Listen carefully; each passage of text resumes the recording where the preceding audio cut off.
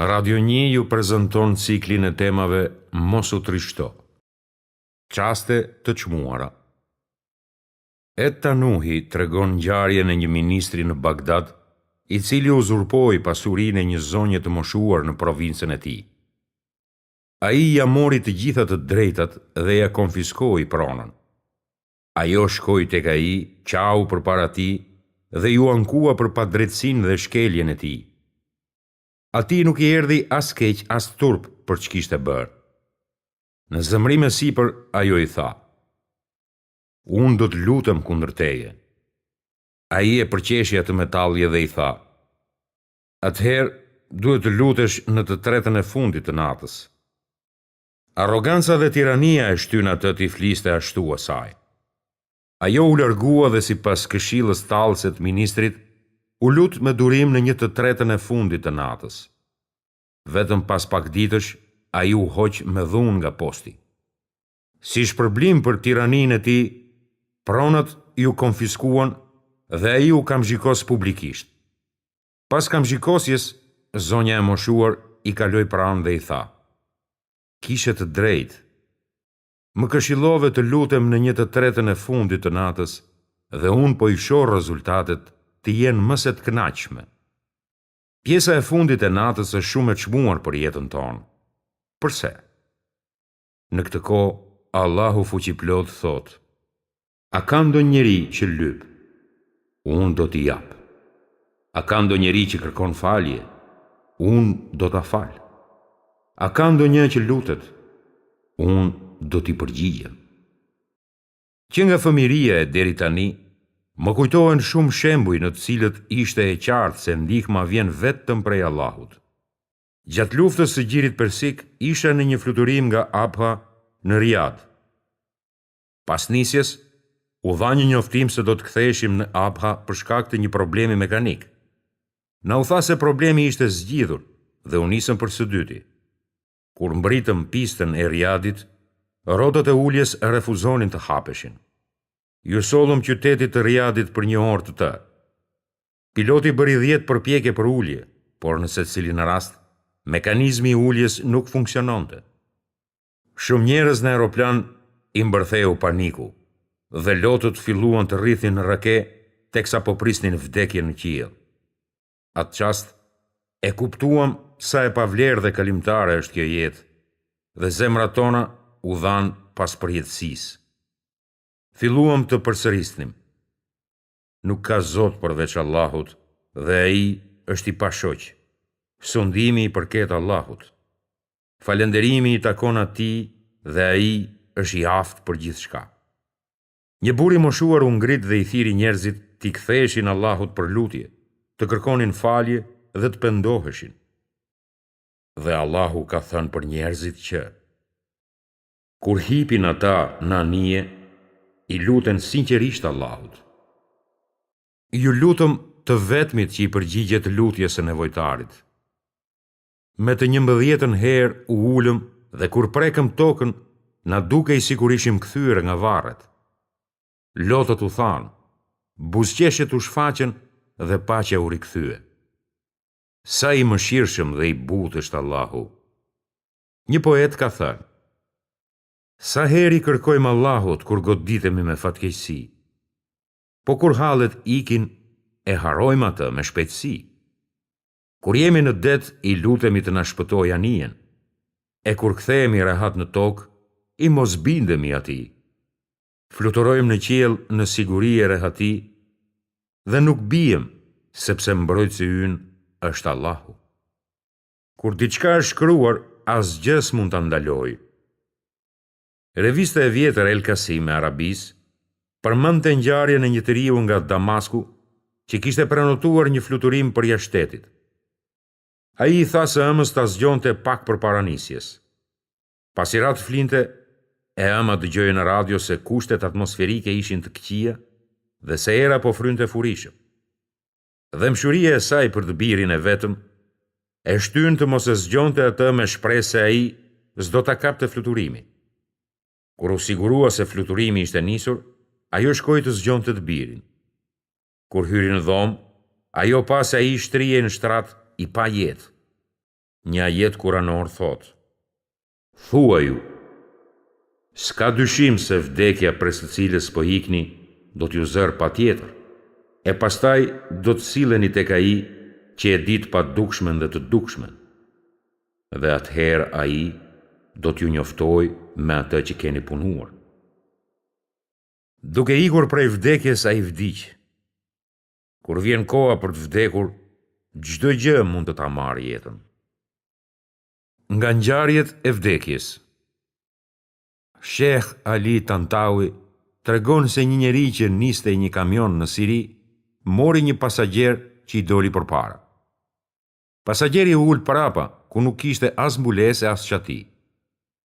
Megjithatë, kishte një arkivol që ishte bërë gati për një varim. Filloi të binte shi dhe duke parë se arkivoli ishte i madh, pasagjeri vendosi të strehojë në të. Një tjetër pasagjer u fut në kamion dhe edhe ai shkoi në anën e pasme. Ndodhi që ai të ulej pranë arkivolit. Ndërkohë që shiu nuk pushonte, pasagjeri i dytë mendonte se ishte i vetëm në kamion. Pa paralajmërim, pasagjeri i parë nxori dorën nga arkivoli për të parë nëse shiu kishte pushuar. Kur pa dorën, pasagjeri i dytë u tmerrua, duke menduar se një i vdekur po ringjallej. Nga tmerri dhe tronditja e çastit, ai ra prapa, urzua nga kamioni dhe përplasi kokën në beton duke vdekur në vend. Kjo mënyrë e papritur vdekjeje ishte ajo se si e kishte shkruar Allahu vdekjen e këtij njeriu. Gjithçka ndodh sipas caktimit hyjnor, dhe në vdekjet e të tjerëve ka morale e mësime. Secili duhet ta kuptojë se vdekja na rri mbi kokë. Ajo mund të vijë çdo çast, ditën ose natën. Prisi i besimtarve, Ali ibn Ebu Talib, e ka shprehur në terma shumë të qartë realitetin e jetës sonë. Përjetësia udhton drejt nesh, ndërsa kjo jetë udhton larg nesh. Prandaj jini nga bijtë e përjetësisë e jo bijtë e kësaj bote. Sepse sot ka veprim pa llogari, e nesër ka llogari pa veprim. Nga kjo thënie mund të mësojmë se sa e domosdoshme është të përmirësojmë vetët tonë, ta ripërtërisim pendesën dhe ta dimë se kemi të bëjmë me Zotin që është bujar, fuqiplot, i madhërisëm dhe i butë. Vdekja s'merr leje para se të vijë, e as nuk paralajmëron se është nisur. Kurani tregon: Askush përveç Allahut nuk e di se ç'do t'i ndodhë nesër, dhe askush përveç Allahut nuk e di se ku do të vdesë. Ju keni afatin e një dite që s'mund ta shtyni për asnjë moment, e as ta shpejtoni. Tantawi tregon një histori tjetër që ilustron po aq mirë befasinë e vdekjes. Një autobus plot njerëz po lëvizte kur pa pritur shoferi ndaloi. Pasagjerët pyetën se ç'kishte ndodhur. Ai tha: Po ndaloj për ta marrë këtë plakun që më bëri me shenjë për të hipur. Ata i thanë: Po ne nuk shohim asnjëri. Ai u përgjigj: Ja ku është. Ata i përsëritën se aty nuk kishte njeri. Ai i tha me bindje: Ja, shikoni tani, ai po futet. Në atë çast, gjendja u bë tepër e çuditshme dhe ata thirrën: Për Allah nuk shohim askënd. Atëherë sa hape mbyll syt, shoferi vdiq në karrigen e tij. Kështu, vdekja i erdhi atij në mënyrën më të çuditshme dhe të papritur. E kur t'u vijë afati i tyre, ata s'mund ta shtyjnë as për një moment, e as ta shpejtojnë. Njeriu është frikacak kur përballet me rrezikun. Zemra fillon t'i rrah kur shfaqet mundësia e vdekjes, dhe atëherë, pa ndonjë paralajmërim, ai vdes duke u ndjerë më së i sigurt. Ata thanë për të vetët: Sikur të na kishin dëgjuar, nuk do t'ishin vrarë. Thua ju: Largoheni para vdekjen nga vetët tuaja, nëse flisni të vërtetën. E çuditshmja është se ne nuk mendojmë për takimin me Allahun, e as për natyrën kalimtare të kësaj jete. Vetëm Allahu është fuqiplot. Nganjëherë një incident i vogël ja hap syt njeriut për të parë realitetin. Më 1992 udhtova në Riyadh për të takuar një shokun tim të vjetër. Ati duhet punonte deri vonë ditën e mbritjes sime, kështu që shkova drejtë në hotel. Me që ishte sezon i qetë, në hotel nuk ishte shumë njerëz. Portieri më tregoi një dhomë në katin e 4, e cila ishte larg prej aktiviteteve të personelit. Pasi hyra në dhomë, vendosa çantën mbi shtrat dhe shkova në banjo për të marrë abdes. E mbylla derën e banjos dhe pasi u lava, ju afrova derës për të dalë. Për dëshpërimin tim, dera ishte bllokuar dhe sado që u përpoqja, nuk munda ta hap. U përpoqja disa herë duke përdorur teknika të ndryshme, por më kot. Shpejt e pash se kisha mbetur në këtë vend të mbyllur pa dritare, pa telefon, dhe më e keqja pa asnjë njeri pranë që t'i thërrisja për ndihmë. Kujtova Zotin tim dhe ju luta për ndihmë. Qëndrova krejtësisht i pafuqishëm për 20 minuta, që mu duken si 3 ditë. Për ato 20 minuta u djersita, rrahjet e zemrës u rritën shumë dhe trupi filloi të më dridhej. Shkaku kryesor i panikut tim të madh ishte se kjo kishte ndodhur pa pritur, pa paralajmërim, dhe se ndodhesha në një vend të çuditshëm pa mundësinë për të kontaktuar me kënd për ndihmë. Pas një kohe që mu duk sa një jetë e tërë, vendosa të përdor forcën fizike për të hapur derën. Fillova ta tundja dhe ta shtyja derën me trupin tim të dobët. Vazhdova kështu, gjersa u lodha dhe kisha nevojë për pushim. Vazhdova për ca kohë duke pushuar sa herë që lodhesha. Ma në fund, dera u hap dhe dola me ndjesinë e atij që ka dalë nga varri. E falenderova dhe e madhërova Allahun.